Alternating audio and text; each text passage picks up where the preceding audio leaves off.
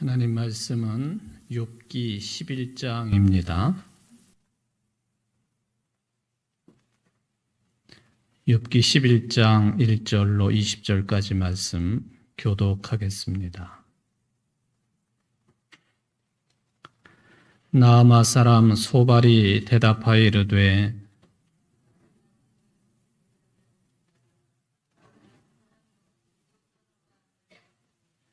내 자랑하는 말이 어떻게 사람으로 잠잠하게 하겠으며 내가 비웃으면 어찌 너를 부끄럽게 할 사람이 없겠느냐.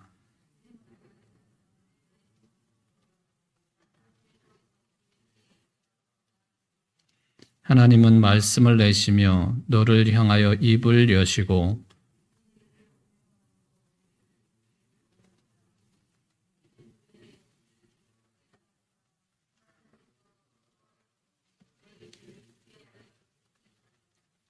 네가 하나님의 오묘함을 어찌 능히 측량하며 전능자를 어찌 능히 완전히 알겠느냐.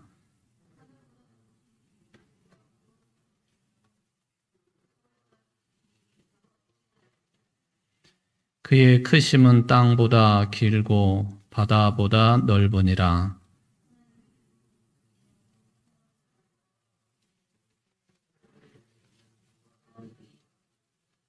하나님은 허망한 사람을 아시나니 악한 일은 상관하지 않으시는 듯하나 다 보시느니라.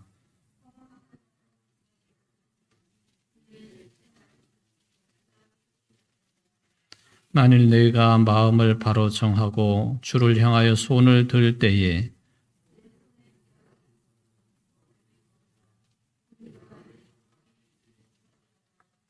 그리하면 내가 반드시 흠 없는 얼굴을 들게 되고 굳게 서서 두려움이 없으리니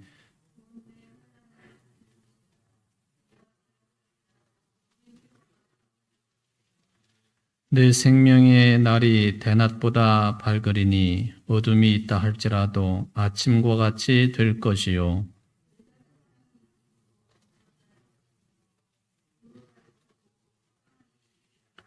내가 누워도 두렵게 할 자가 없겠고 많은 사람이 내게 은혜를 구하리라.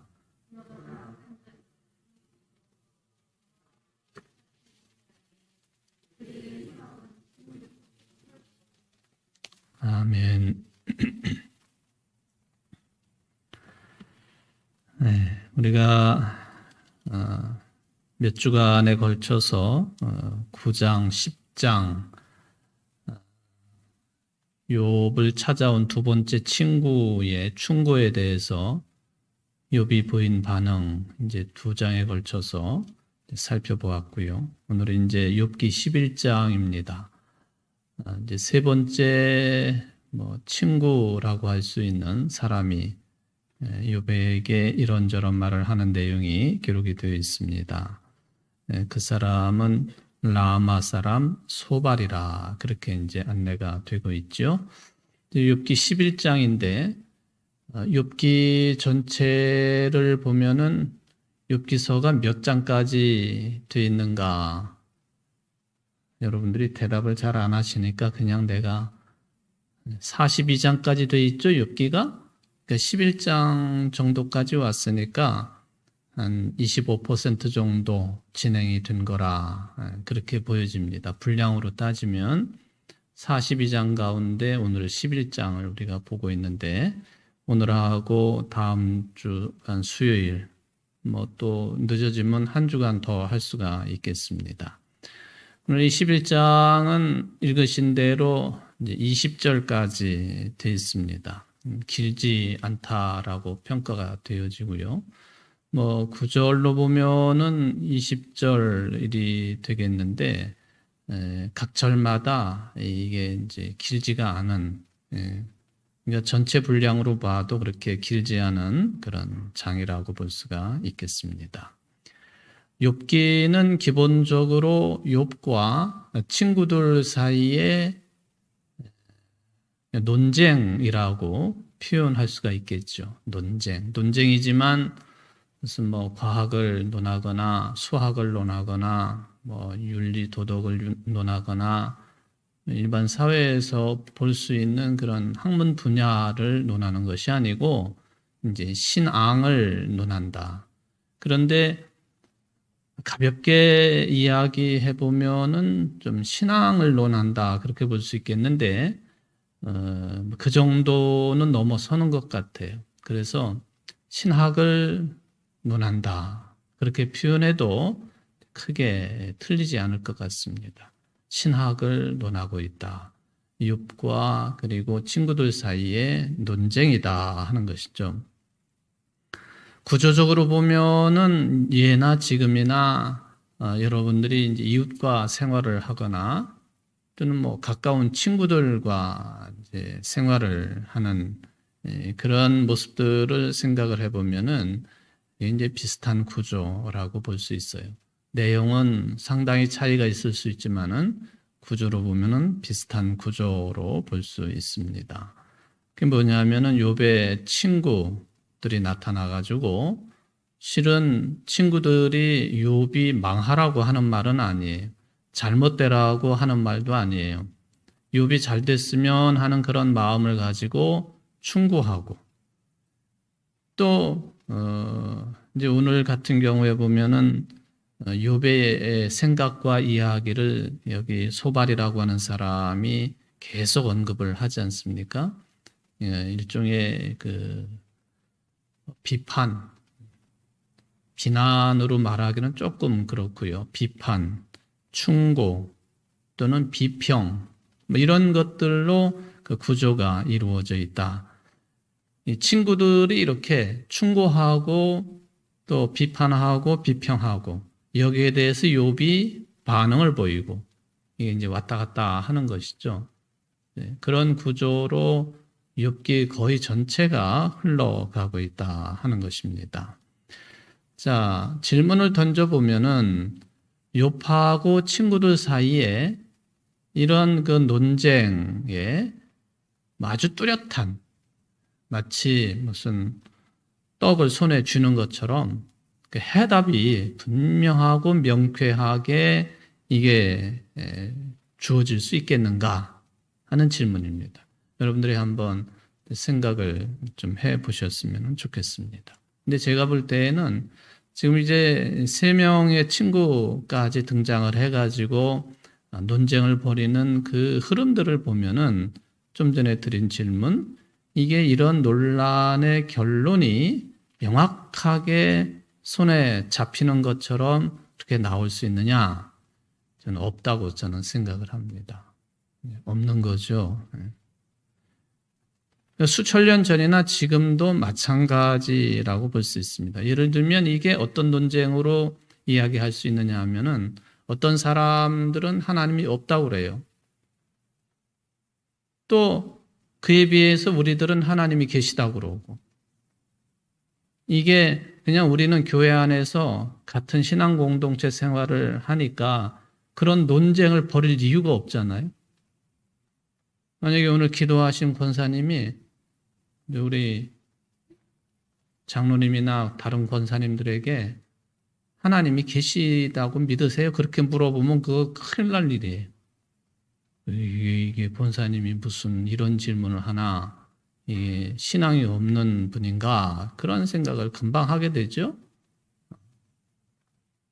근데 사회 속에 나가보면은 여러분들이 그런 논쟁에 휘말릴 가능성이 참 많습니다.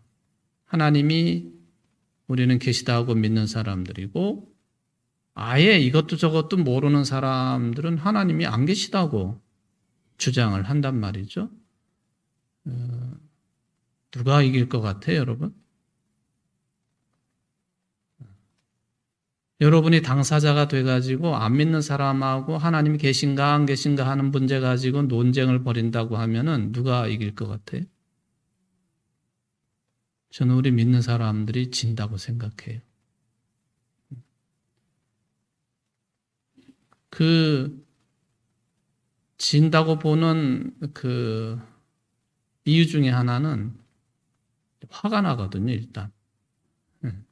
화가 확 나는 거예요. 열딱지가, 열불이 나고 하여튼 열딱지가 나는 거예요. 하나님 분명히 계신데 어찌 저자는 하나님이 계시지 않다고 저렇게 박박 우겨대냐. 그것도 뭐 조목조목 이유를 들어가지고 지난 시간까지 언급을 했습니다마는 이래도 하나님이 계시다고 할 수 있느냐? 억울한 사람이 저렇게 죽어가는데도 하나님이 계시냐?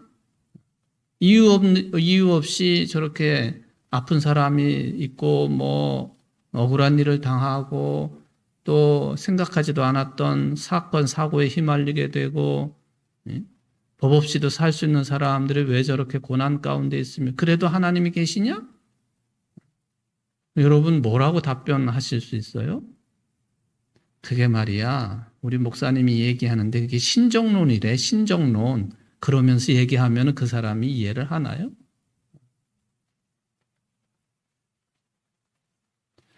일단 이게 어떤 경우에도 그 분을 내지 말아야 되는데 그게 잘 안 돼요.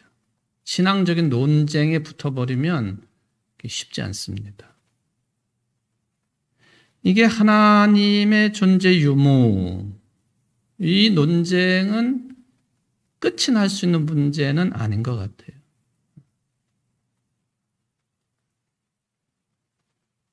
그것과 같이 지금 욥과 세 친구들의 이 논쟁도 결론이 금방 날 것 같지만은 그렇지 않아요. 결과적으로 보면은 나중에 뒷부분에 거의 끄트머리에 가보면 하나님께서 등장하셔서 이 문제를 해결을 하십니다. 그러니까 사람들끼리의 논쟁으로 이 문제가 해결되지 않는다 하는 그런 의미가 되겠죠.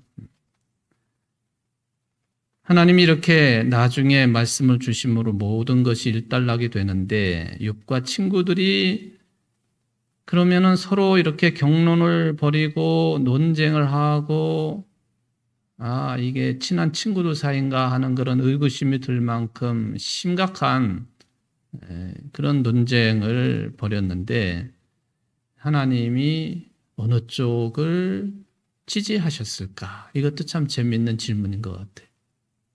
욥을 지지하셨을까? 새 친구들을 지지하셨을까? 논쟁이라고 하는 이 용어 있지 않습니까? 우리 한국 사람들은 논쟁, 또 그거보다 좀 더 다른 표현을 쓰면은 대화, 이 훈련이 조금 더 필요하다 그렇게 생각이 되어져요. 제가 며칠 전에 국회의원들이 분과위원회를 하는 그런 동영상을 뭐 관심 분야는 아니었지만 하여튼 좀 들어보자 해가지고 들어봤는데요. 난장판도 그런 난장판이 없어요. 국회의원들의 수준이 그래도 다 뭐 오늘 뭐 어떤 후보가 못 배우고 돈 없는 사람들에게는 자유라고 하는 그 개념이 뭔지 잘 모른다 그런 말을 해가지고 또 논란이 됐습니다만은 다 배운 사람들이거든요. 다 배운 사람이고 그리고 지도자들이고 근데 같은 서로 상대방이 마주보고 앉아가지고 이야기를 해야 되는데 이거는 제가 여성 남성을 구별하는 건 아닙니다. 거의 대부분이 여성분들이고 한 분 정도가 남성 목소리가 들리기는 해요. 와, 그런데 뭐 위원장이 아무리 제지를 하려고 해도 안 돼요. 안 돼. 그냥 계속 마이크가 꺼졌는데도 뭐 그냥 그래서 우리나라 여성들 참 대단하다. 그런 생각을 했습니다. 그런 생각. 대화를 하고 또 회의도 일종의 대화인데 물론 당연히 서로 생각이 정반대의 생각을 하니까 논쟁이 당연히 벌어지지요. 이게 점잖아야 되고 그리고 그래도 수준을 좀 갖춰야 되는 것 아닙니까? 국민을 대표한다고 하면서 국민들보다도 못한 수준을 보여주고 있으니 참 안 뽑을 수도 없고 어쩌면 좋은지 모르겠어요. 그게.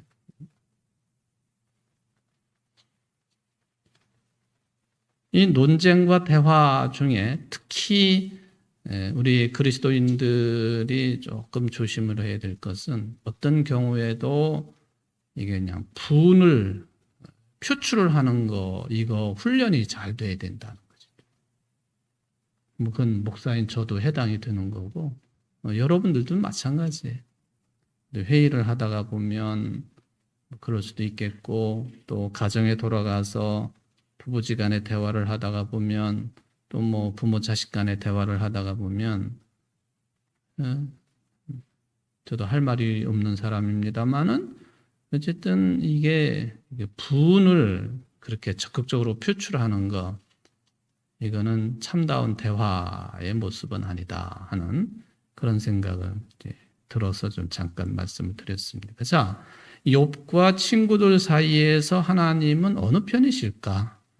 어느 입장을 지지하실까? 여러분 생각은 어떠신가요? 제가 볼 때는 하나님은 양쪽 다 지지 안 하신 것 같아요. 욥 네가 맞았다 하지도 않으시고 친구들 너네들이 맞았다 하시지도 않은 것입니다. 그러니까 우리가 욥의 믿음을 이야기하고 그가 의인이라고 이야기하고 심지어는 이 40장이 넘는 분량의 내용이 욥이라고 하는 사람의 이름이 붙어가지고 성경 안에 들어 있음에도 불구하고 욥이 무조건 옳다고 말할 수 없다는 거예요. 뭐 당연히 욥의 친구들도 무조건 옳다고 말할 수 없는 것이죠. 좀 차이가 있다고 한다면 지금까지 이제 10장까지 계속 반복적으로 제가 말씀을 드리는 건데요. 물론 욥이 하나님에 대해서 친구들과 대화 내용 가운데에서도 그의 사실은 하나님께 대한 어떤 반응이라고 볼 수가 있기 때문에 계속 따지듯이 이야기하고 표현하고 왜 그러냐고 그러고 뭐 묻고 그러잖아요. 이거를 어떻게 표현할 수 있느냐 하면은 욥과 친구들을 하나님 앞에서 평가를 해본다면은 욥은 조금 더 솔직했다. 그 정도입니다. 욥이 조금 더 솔직했다. 그러니까 욥의 친구들은 이 솔직함이라고 하는 측면에서 볼 때 욥에게는 좀 떨어진 사람들이었다 하는 것이죠. 물론 욥의 신앙적인 논리가 뭐 친구들에 비해서 부족하거나 또는 이렇게 수준이 이렇게 밑으로 떨어졌다 그런 이야기는 결코 아닙니다. 결과적으로 보면은 모든 인간들이 하나님 앞에서 어떤 존재인가 하는 것을 평가받듯이 욥도 역시 그가 아무리 뭐 조금 더 솔직한 모습으로 자신의 신앙의 정당성 이것을 주장을 합니다마는 아무리 그래도 하나님 앞에서는 이 정당성을 유지하긴 한다고 하는 것은 힘든 이야기다. 그래서 이게 제가 지금 여러분들에게 말씀을 드리면서도 우리 교인들이 이게 뭐가 말이 왔다 갔다 하는 것 같아가지고 좀 혼란스럽겠다 하는 생각을 하면서도 제가 말씀을 드리거든요. 이게 왜 이 말씀을 드리느냐 하면 욥기가 그래서 읽고 해석하기가 좀 까다로운 책이다. 이제 그 말씀을 드리는 겁니다. 이건희 목사가 욥기에 대해서 이런저런 이야기들을 많이 하지만 그래서 원래가 이 욥기 내용이 흐름이 좀 까다로운 면이 있기 때문에 제가 아무리 설명을 잘 드려도 그게 아주 그냥 쌈박하게 이렇게 생각이나 마음에 정리되기는 쉽지 않은 책이 욥기다 하는 제가 핑계를 대는 게 아니라 원래가 그렇다는 거예요. 학자들도 그렇게 말씀을 하고 있고요. 자, 친구들이 욥하고 논란을 벌이고 있는 그 핵심이 뭐냐? 10장까지 우리가 쭉 확인을 해 보았습니다만은 친구들이 비난을 하고 비평을 하고 평가를 하고 충고를 하고 어떤 핵심적인 내용을 가지고 그러느냐 하면은 1차적으로 보면 야, 너 왜 우리 얘기를 안 듣느냐 하는 거예요. 욥, 너 왜 우리 이야기를 귀담아 듣지 않느냐? 이런 표현의 배경에는 뭐가 있느냐 하면은 우리들의 말, 우리의 생각, 우리의 평가, 비난, 비평, 뭐 이런 것들은 다 너도 알다시피 우리 유대인들이 가지고 있는 지혜의 흐름 속에 있는 거예요. 근데 너 왜 안 받아들이느냐? 그러자면 근거가 있는 우리의 주장인데 왜 그것을 수용 못하느냐 하는 것이죠.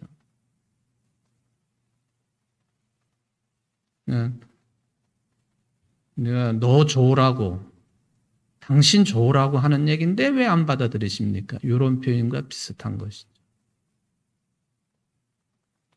우리들이 대화할 때에 이런 형식을 많이 빌리지 않습니까?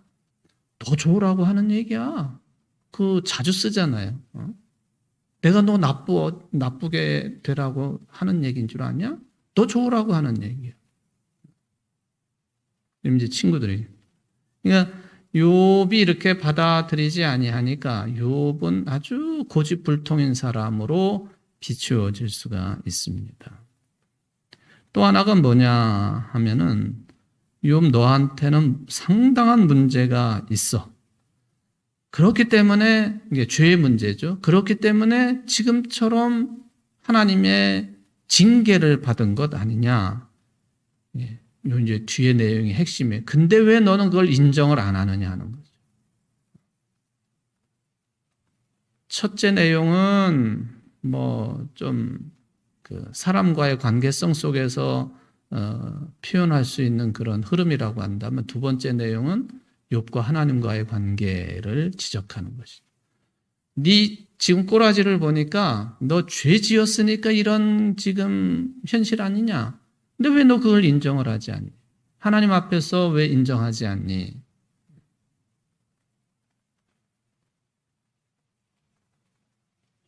근데 욥은 계속 이런 친구들의 주장 논리를 받아들이지 못하고 있습니다.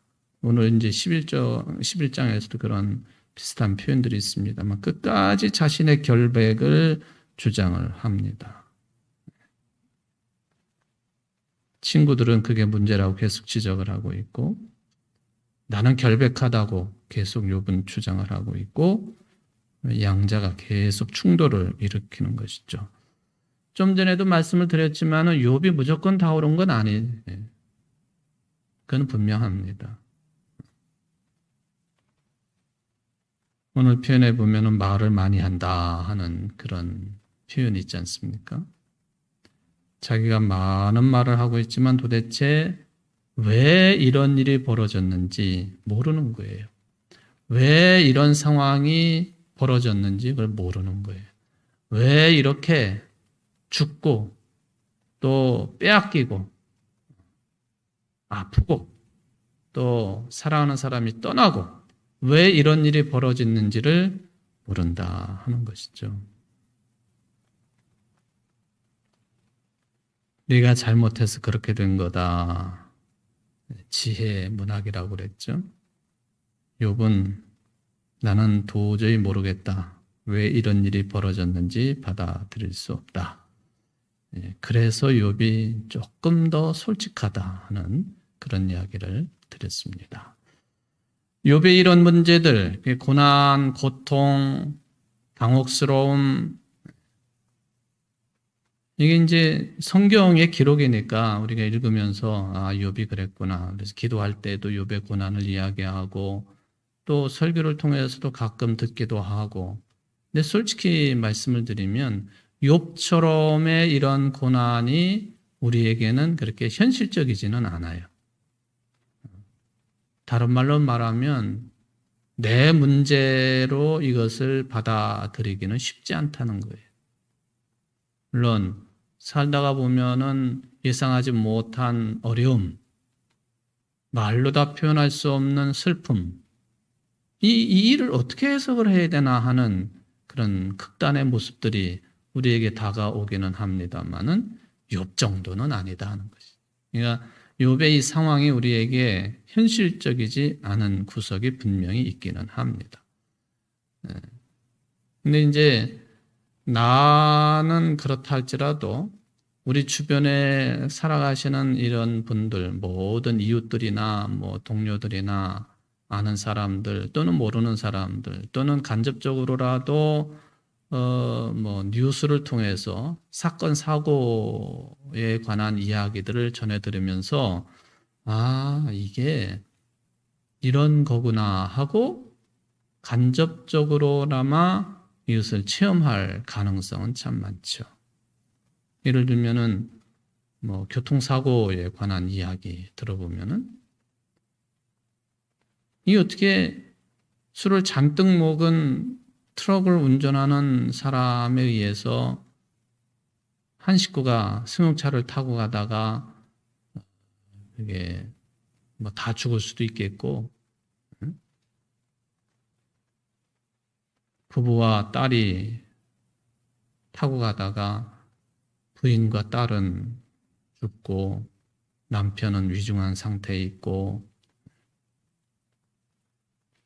또 뭐 무슨 업무를 보러 가는 것도 아니고 좀 바다 좀 구경하고 싶다 해가지고는 부인이 그러니까 남편이 시간을 내가지고는 온 식구가 다 그렇게 가다가 만취한 운전자의 트럭에 의해서 세 식구 중에 둘이 죽고 하나는 완전 중상이고 뭐 이런 이야기죠. 이거는 뭐 한 예입니다만은 이런 비슷한 일들이 우리 주변에서는 많이 일어난다는 거예요. 그러니까 이해할 수 없는 불행. 우리 인간 이성으로는 도저히 이해할 수 없는 그런 재앙들. 이거를 지금 욥의 친구들, 세 친구들이 이야기하는 것처럼 그거 죄 때문에 그런 거야 하고 그를 몰아붙이고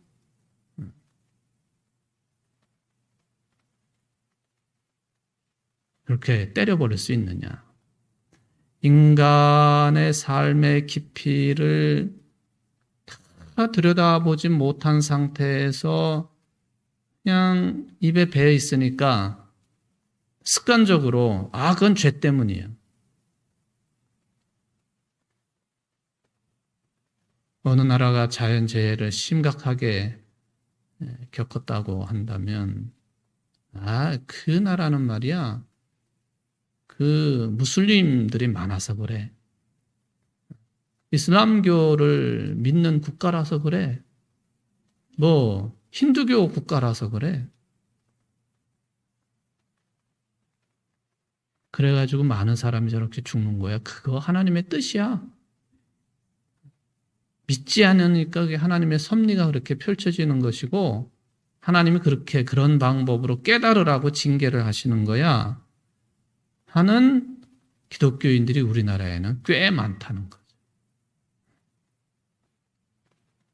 여러분들은 그런 분들이 아니시기를 바랍니다만 이런 부분에 있어 어떻게 생각을 하십니까? 그렇다고 해가지고 그렇게 평가를 하고 그렇게 말하시는 분들이 무슨 뭐 인격적으로 뭐 이렇게 왜곡된 분들이거나 또 마음이 아주 모진 사람들이거나 그건 아니에요. 이게 무엇 문제냐 하면은 하나님에 대해서 즉 하나님 이해를 어떻게 하고 있느냐에 따라서 그렇게 나타난다. 그렇잖아요. 내가 믿는 하나님은 이런 분이다 라고 하는 그거에 의해서 그렇게 나타나는 거예요. 그게. 참 마치 무슨 애완견을 목에다가 목줄을 매가지고 끌고 다니면서 하는 것처럼 그렇게 그게 아니라 하고 그렇게 끌고 다닐 수 있는 것도 아니고요. 다 신앙의 자유를 가지고 또 그 신앙의 내용의 자유도 함께 부여가 되는 것이기 때문에 뭐 그런 것이죠. 오늘 새벽에 이제 새벽기도의 본문이 요한일서 말씀이었거든요. 근데 거기에 보면은 하나님의 영이라고 하는 그러니까 영적인 활동. 그런데 2000년 전에 초대교회에서는 뭐 다 똑같이 나도 영적인 사람이고 영적인 활동 속에 거한다라고 주장을 하지만 사도 요한은 그걸 구분을 했어요. 진리의 영에 속해 있느냐, 거짓 영에 속해 있느냐, 그걸 구분을 합니다.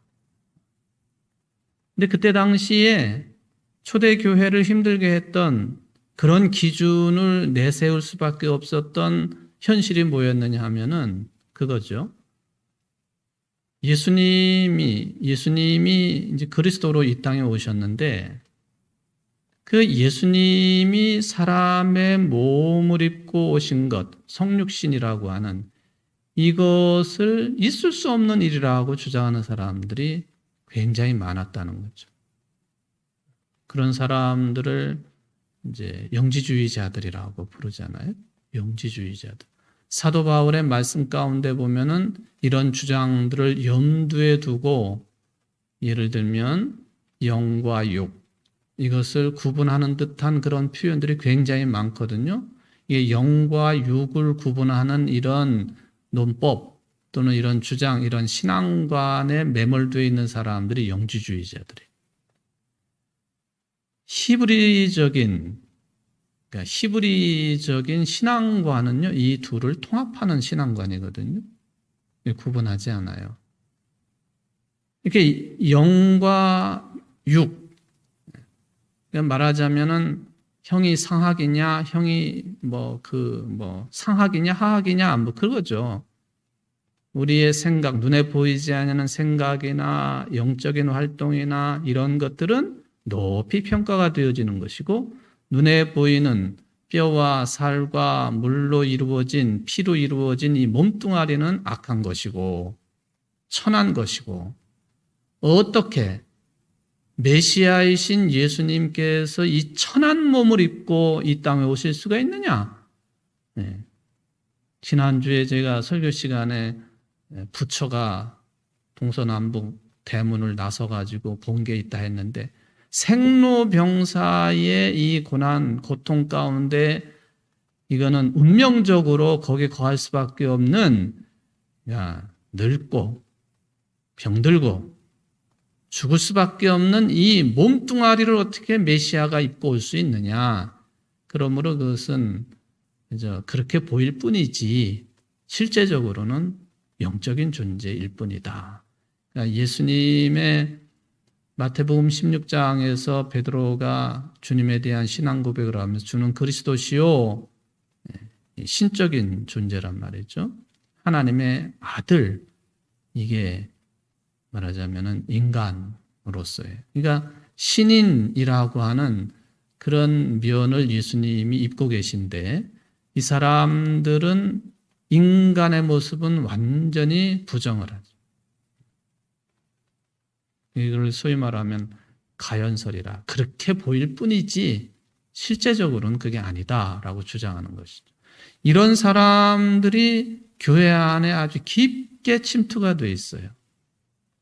이런 사람들을 사도 요한은 거짓 영에 속한 사람들이다. 거짓 영에 속한 사람들. 예수님이 사람의 몸을 입고 오신 것을 인정하고 고백하면 진리의 영에 속한 것이고, 그렇지 않다고 주장하면 거짓 영에 속한 것이다 하는 그런 이야기를 하죠.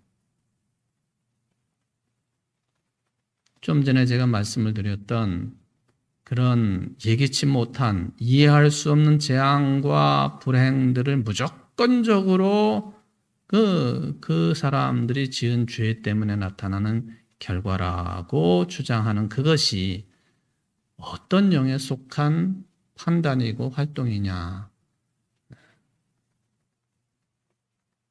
우리가 잘 헤아려야 된다고 봅니다.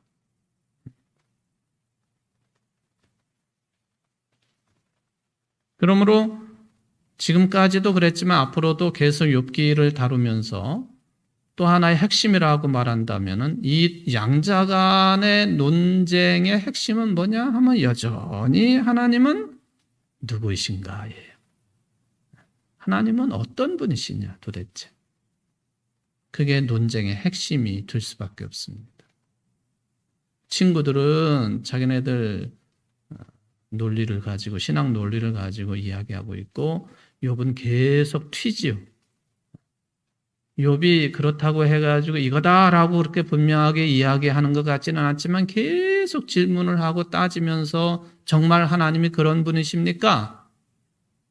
하나님이 정말 그런 분이신가요? 하고 계속 따지듯이 묻고 반항하듯이 이렇게 표현을 하고 그러니까 역시 그 중심에는 하나님은 누구이신가? 내가 믿는 하나님, 욥이 믿는 하나님, 욥의 친구들이 믿는 하나님, 아니 여러분들이 믿는 하나님은 누구이신가요? 이 질문이 되겠습니다.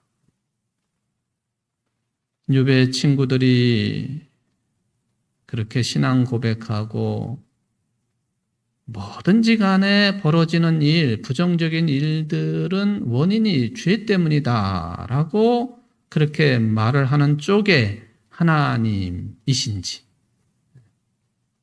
아니면은 이게 궁극적으로 하나님께서는 모든 일을 다 잘 알고 계시고 있기 때문에 하나님이 행하신 일이기는 하지만은 그게 꼭 인간의 죄 때문에 그렇다고 말할 수가 있겠느냐.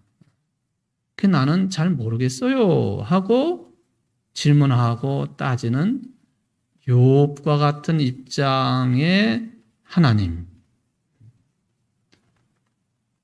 이제 이렇게 구분을 좀 해볼 수가 있겠습니다. 그래서 하나님에 대한 질문은 지금도 계속 되는 거예요. 계속. 설교하는 목사 당신은 그러면은 결론이 나 있습니까? 제가 뭐라고 대답을 해야지 여러분들이 시험에 안 드실지 모르겠어요. 이건희 목사 당신은 그 부분에 결론이 있습니까?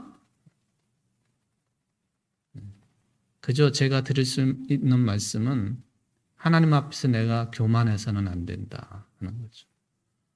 아니 내가 내 속도 모르는데 어찌 하나님의 깊으신 뜻을 다 안다고 교만하게 말할 수 있겠습니까? 잘 들으세요. 이 속뜻은 뭐냐면 저도 잘 모른다는 거예요. 저 목사가 저기 믿음 없는 소리 하고 있네. 그렇게 생각하지 마시고 끝까지 죽을 때까지 공부하는 것처럼 하나님이 어떤 분이신지 또 누구이신지 우리가 그동안 잘못된 생각이 있으면 그 교정해야 되는 것이고요. 또 계속 성숙해져야 되는 거죠.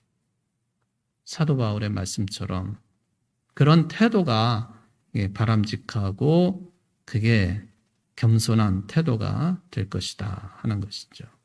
욥은 계속해서 질문을 하지 않습니까? 이런 욥의 태도에 대해서 건방지다라고도 말할 수 있지만은 이 욥기가 이게 성경에 이렇게 들어와 있는 것을 보면 그 태도를 유대 사회가 받아들이고 인정한 거고요. 또 이 구약 성경 39권이 서기 90년경에 지중해 연안의 조그마한 어촌 도시인 얌니아라고 하는 곳에서 유대교회 랍비들이 잔뜩 모여가지고 회의를 하고 또 회의를 하고 수없이 많은 하나님의 말씀의 경전이라고 주장되어지고 있는 그 수없이 많은 자료들 가운데에 우리가 이게 율법의 종교를 세우려면은 기준을 세워가지고 말하자면 성경, 텍스트를 이거를 만들어내야 되겠다. 선택을 해야 되겠다라고 할 때 39권이 채택이 되는데 그 가운데 욥기가 들어가는 거란 말이죠. 이거는 성경의 거룩한 경전 속에 이렇게 경건치 못한 어떻게 보면 그런 태도를 가지고 있는 그 욥의 질문, 따지듯이 물어보는 것, 왜 그러냐고 자꾸 그렇게 질문하는 이런 내용들이 들어있는 책이 들어있으면 매우 신앙적으로 유용하고 또 하나님의 뜻을 묻는 우리들에게도 현대인들에게도 아주 유용한 내용을 담고 있기 때문에 가능했다라고 그렇게 보는 것이죠. 오늘 본문 내용 구체적으로 들어가지는 못했습니다만은 어쨌든 핵심은 하나님은 누구이신가? 제가 그 설교를 통해서 최근에 계속 하나님은 누구이시죠? 하나님은 누구이시죠? 그 부분에 대해서 복음서의 내용도 그렇고 구약도 마찬가지고 항상 그것을 언급을 하는 이유가 거기에 있다 하는 것을 말씀을 드립니다. 여러분들이 창조주로 구원의 주님으로 신앙 고백하고 모시고 있는 하나님은 누구이신가? 오로지 나하고만 관계를 맺고 계시는 그런 분이신가? 아니면은 나 외의 모든 사람들과 아주 평균적으로 공평하게 관계를 맺고 계시는 분이신가?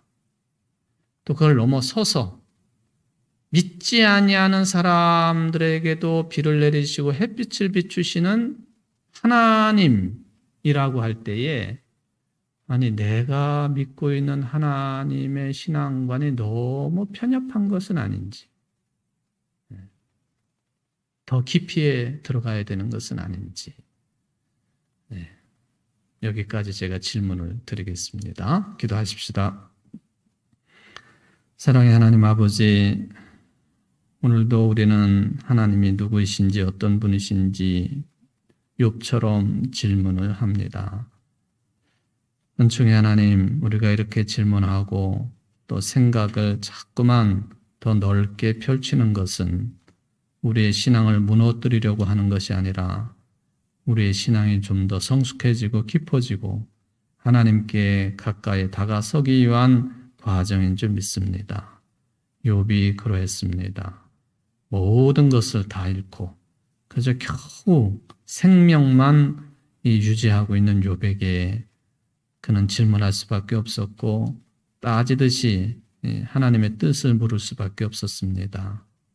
우리가 비록 욥처럼 그런 혼란 가운데 있지는 않지만 나 외에 수많은 사람들이 그런 경우에 해당될 수 있으니 눈을 들어 산을 보는 것처럼 옆에 사람들을 바라볼 수 있도록 도와주시고 나뿐만 아니라 모든 사람들의 창조주 하나님 되신다고 하는 것을 잠시도 잊지 아니하고 폭넓은 신앙의 삶을 목표로 삼고 그것을 유지하고 그것을 위해서 기도하고 그것 때문에 말씀을 상고하고 하나님을 사랑하며 이웃을 내 몸처럼 사랑하기에 부족함이 없는 이 자리에 모인 모든 성도들이 될 수 있도록 축복하여 주옵소서.